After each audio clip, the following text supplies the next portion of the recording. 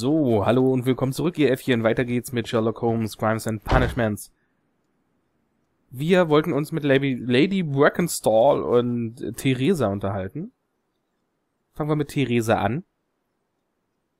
Das Hausdiener-Mädchen. We found your mistress's silverware.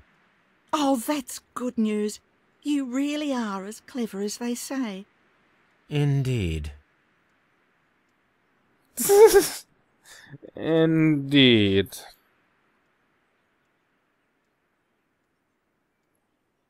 Ja. We found your silverware, Lady Brackenstall. It had not been taken very far. Is that true? I am very thankful to you, Mr. Holmes. Your ladyship? Er hat sich gerade nicht sehr erfreut angehört. Holmes, don't look. Bla bla bla. Holmes, look at me. Like you do. Und so. Ja, das dachte ich mir.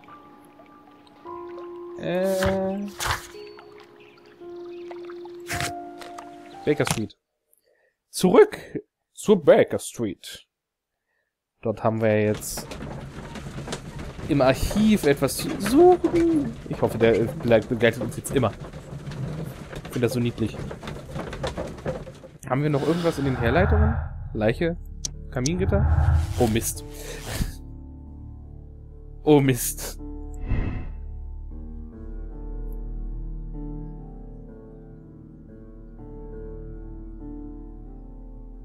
Es könnte ein Unfall gewesen sein.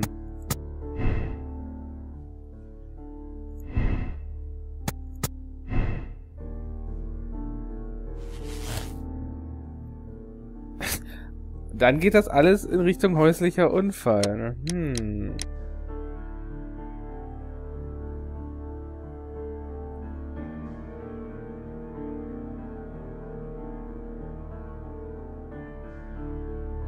Ja.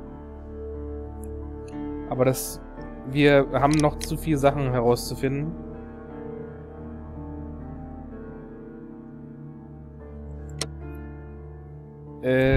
Wir bleiben mal bei den Schlag mit dem Türhaken. Und ja. Dem Seemann Bekannten. Und schauen mal, ob sie dort jemanden kennt. Archive. Würde bestimmt in der Zeitung was sein. 93. Ankunft der Rock of Gibraltar. Die Rock of Gibraltar ist ein Frachtschiff der Reederei Adelaide Southampton London Line. Cunard Building, James Street, London, ist nach einer 6-monatigen Reise zurückgekehrt, die sie nach Indien, Neuseeland und Australien geführt hat. An Bord des Schiffes reiste auch Miss Mary Fraser nach England, die Erbin der Familie Fraser, die Ländereien und Zinnbergwerke in Australien besitzt. Diese wunderhübsche junge Dame ist mit Sir Eustace Brackenstall verlobt, einem der wohlhabendsten Gentlemen in Kent. Here it is.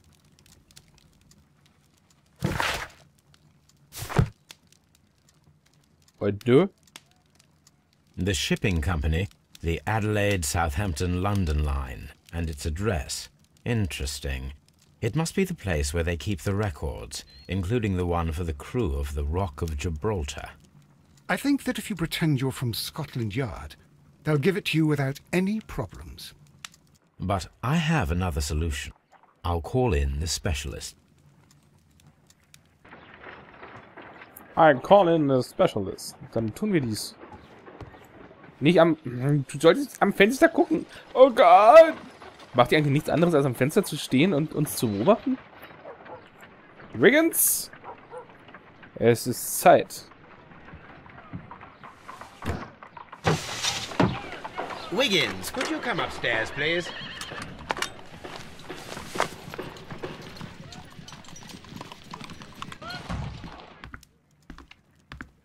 At your service, Mr. Holmes. I need a register, my young friend. If you could borrow it, There will be half a guinea for every one of you.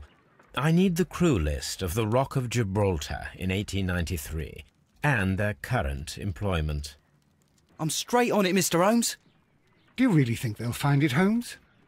My secret police is better than the Yard in many ways. 3 Stunden. Das ist echt schnell. Here it is, Mr. Holmes. But we can't take it back. It's too risky. Put it on the table. I'll take care of it. Good work, young Wiggins. Sehr gut. This list shows the senior officers of the Rock of Gibraltar, on which Lady Brackenstall and her maid made their voyage. Lady Brackenstall does not know anyone in England. This must mean that someone on this list is our mysterious visitor. And these are the lists of the senior officers of the Adelaide, Southampton, London Line ships. Let us find out who was in London upon November the 7th.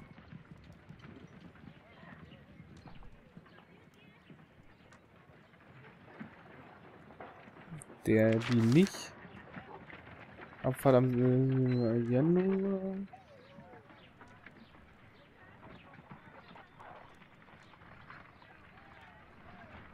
November 94. Abfahrt in London, England am 10. November 94. Das könnte hier sein. Jack Crocker, der Captain. Duncan Chalmers. Nicht dabei. Peter Davison. Neil. George. Kennen wir alle nicht. Frank. Irgendwas. Nö. Murdoch. Hopper. Mr. Jack Crocker was in London upon the date of the crime, and he is due to depart in 2 days. This list shows... Gut, der nächste.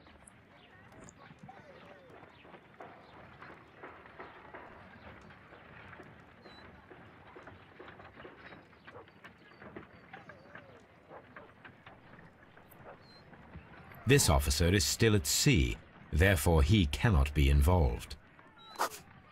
Ah, ich muss die also auch rausstreichen.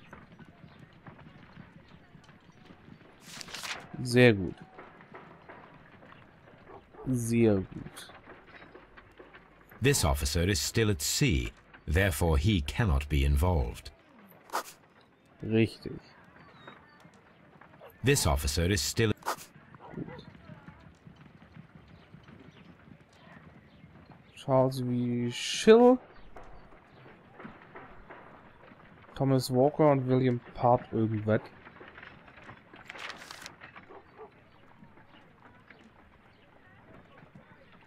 This officer was on a ship that sailed half a month ago. He wasn't in London at the time of the crime.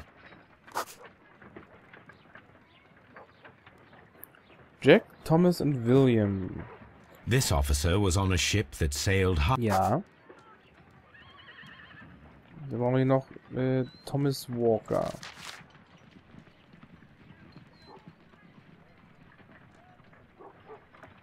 Den hatten wir ja schon. Thomas Walker übersehen? This list shows... Ja, nee, das hatten wir ja. Thomas Walker. This officer is still at sea, therefore he... Captain Jack Crocker is our mysterious visitor. He was the only one around at the time of the murder.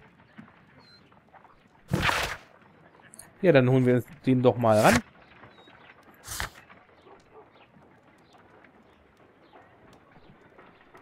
Ja, bestellen Sie Captain Crocker ein, um ihn mal so fies... This Crocker, do you think... It would be interesting to meet him. Our young friend should be able to find him.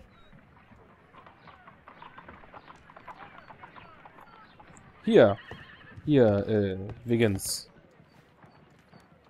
Klär das mal. Wiggins, could Genau. you find a way to bring this Captain Crocker here to us? Here? Holmes, that could be dangerous. No problem, Mr. Holmes.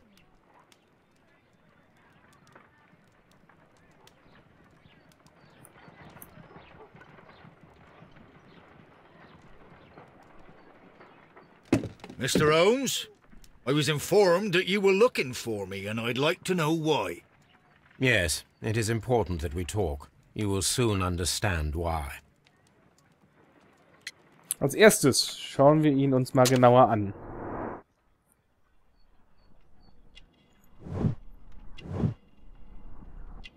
Ein ehrlicher Mann.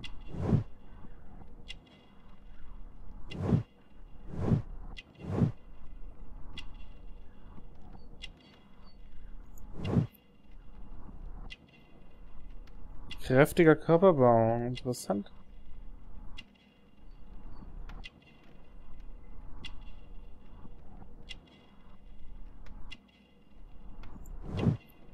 Zeitungstinte, er liest die Zeitung.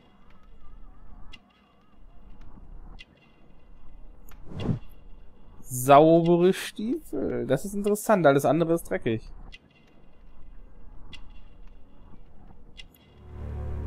Oh, das Messer. You are acquainted with Lady Mary Brackenstall, are you not? Yes, I think I do remember her, from when I was first officer, but I still don't see... It seems your relationship went beyond that of mere passenger and first officer. How dare you? Indeed, how reckless a feeling is love, particularly if one is prepared to commit a murder in its name. Explain yourself this instant. You are aware that the murder made the headlines of the morning press. You read the newspaper report, but to your dismay found it much fabricated. Once you learned that I wanted to see you, you came straight away. You needed to know what I had found. You...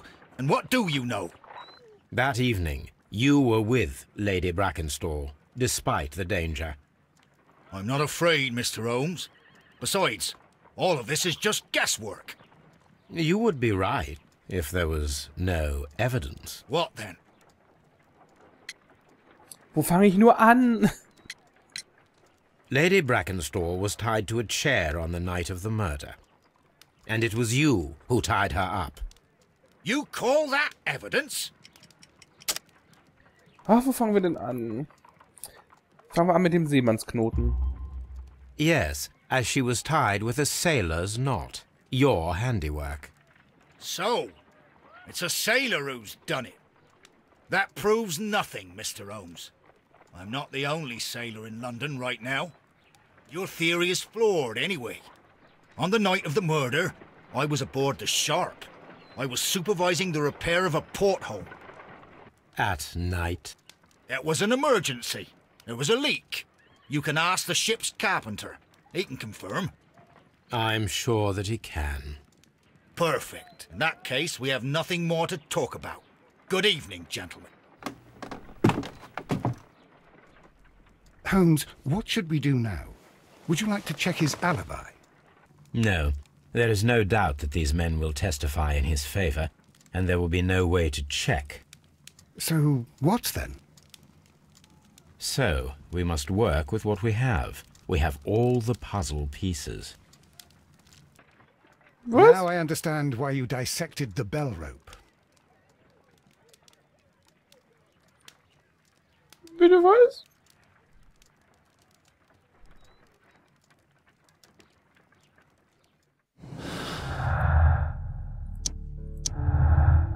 Captain Crockers Aussage. Captain Crocker war zur Tatzeit an Bord der Sharp. Er hatte keine Angst, sich mit mir zu treffen und wirkte selbstbewusst. Crocker lügt, seine Mitschuld ist offensichtlich. Er erschien sofort, als er gehört hatte, dass ich nach ihm suche. Das deutet auf seine Schuld hin.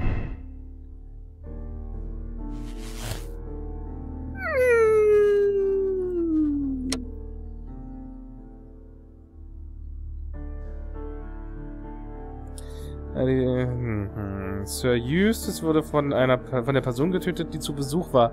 Er ist groß, gewachsen und wendig, sowie ein hochrangiger Seemann. Das würde passen.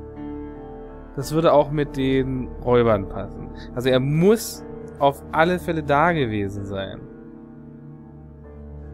Aber die Räuber, von denen sie geschrieben haben, das ist mir... Das ist zu... Ne.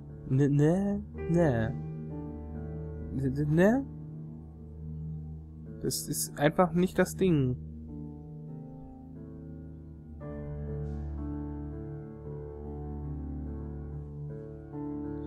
Und dann ist immer noch die Frage, lassen wir ihn laufen?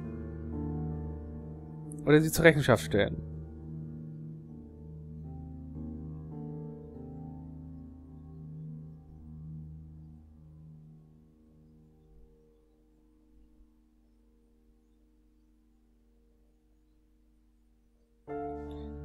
Also der Captain ist auf alle Fälle da gewesen. Von daher wird er es auch gewesen sein.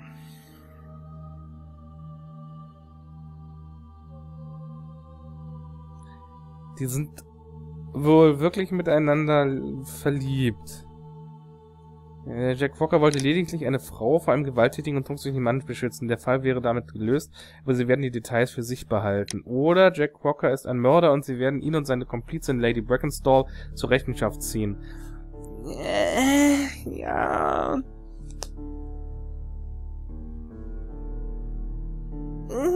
Das ist moralisch schwierig. Das ist moralisch echt schwierig.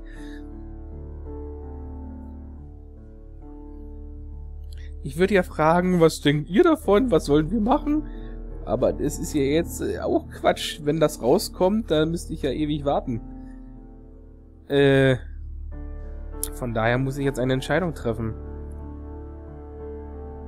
Er hat sie geschlagen. Und sie... Er wäre so oder so gestorben.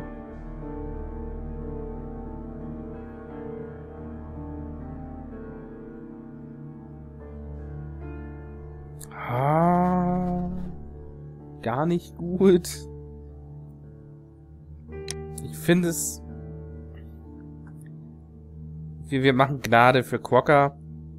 Es war mehr oder minder Notwehr, wenn der den Abend... Ich würde mich nicht mal wundern, wenn er den Schürhaken geschnappt hat. Ja. Ja.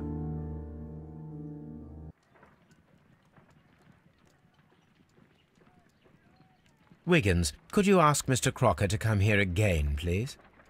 Right away.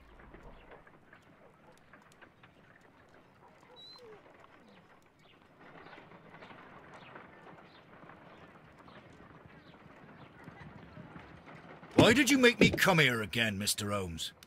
It is over. I know that it was you who killed Sir Eustace Brackenstall. What? I know, because of the height at which the rope was cut. The knife used was a sea knife, the knots were sailors' knots, and not least the sheer force that was put behind the killing blow. And because you are the only one who knows Lady Mary Brackenstall in London. And because you love her. It's true. It is time for you to tell us the whole truth. I admit that I loved Mary madly from the first day that I met her. But I never did come to visit her, for I believed that she was in a happy household. When I talked to her maid, who told me everything, I was insane with rage. I was due to set sail for 6 months away. I wanted only to see her again. But it turned into a damnable nightmare when he barged in. He dared raise his hand to her. He was not even worthy of licking her boots. Oh, I regret nothing. I admit I killed the monster out of love for her. She will forgive me if she is able. Lady Brackenstall already forgave you. She said nothing. Mary. But that makes her an accomplice as well as her maid. It places her in danger yet again. Mr. Holmes. You would not have managed to protect her. Till I die, do you hear me? Here is a letter that sets everything clear, and it is the one that should be disclosed to the police. I am the only culprit. Mary had nothing to do with it. Now it is time to end this.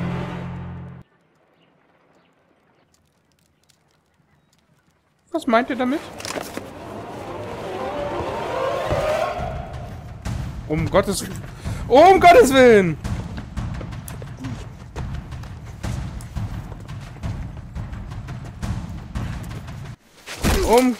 Willen! Erschreckt mich doch nicht so! Meine Güte! Please forgive me, Captain Crocker. I wished only to test your sincerity, and your words and deeds have far exceeded my expectations. See here, Captain Crocker, we'll do this in due form of law. You are the prisoner.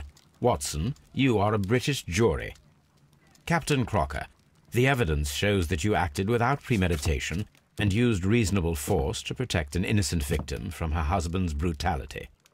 Your devotion pushed you to attempt to kill yourself in order to protect the one you love. Now, what say you, gentlemen of the jury? Not guilty, my lord. Vox populi, vox Dei. You are acquitted, Captain Crocker. So long as the law does not find some other victim, you are safe from me. Mr. Holmes. It is a great responsibility that I take upon myself, but I will give Lestrade an excellent lead, and if he can't avail himself of it, I can do no more. Come back to your lady in a year, and may her future and yours justify us in the judgment which we have pronounced this night. Da bin ich gespannt, was Lestrade dazu sagt, wenn wir das zu hören bekommen. Inspector, I'm afraid that the murderers have escaped us. What? Do you mean to tell me that you failed? Never thought I'd live to see the day. I mentioned the murderers, not the case. It is obvious that the crime was committed by 3 criminals who cannot be the Randalls. You really think so? You only need to find a gang of 3 thugs wandering around. I can trust you to do that. If they exist, I'll catch them. You'll find someone, I have no doubt of it. Goodbye, Inspector. Oh Gott, ich bin gespannt. Nein, halt, bin ich gar nicht. Es wurde ja alles gelöst. Außer er hat uns angelogen, es war die Frau und es hat alles... Oh Gott. Das hatten wir. Ich kann es ja nochmal vorlesen, um klarzustellen, was denn genau passiert. Wir gucken einfach mal die Leertaste kurz. Genau, 16 von 16. Der Täter ist der Captain ist der Täter. Sehr schön. Sir Eustace wurde von Captain Jack Crocker getötet, der an dem Abend Lady Brackenstall besuchte. Dann versuchten sie, das Ganze wie ein Einbruch der Randall-Bande aussehen zu lassen. Crocker schnitt mit seinem Matrosenmesser das Glockenseil ab und fesselte die Lady damit. Danach versteckte er das Silberbesteck im Brunnen. Jack Crocker hat eine Frau vor einem gewalttätigen und trunksüchtigen Mann beschützt. Sie haben sich entschieden, die Wahrheit für sich zu behalten. Diese Entscheidung bestätigen wir. Ich finde das gut. Ich bin eine sehr nachsichtige Persönlichkeit mit einem goldenen Herz. Ja, auch jetzt haben wir gerade momentan bei uns kein Internet, von daher können wir leider nicht sehen, wie die moralische Entscheidung und die Lösung des Falls bei den anderen ausgefallen ist. Vielleicht können wir das später ja nochmal machen. Weiter geht es. Das Drama von Kew Gardens. Das hört sich doch schon mal sehr vielversprechend an. Und sieht auch ganz hübsch aus. Aber, wie ihr wisst, ein neuer Fall, eine neue Folge.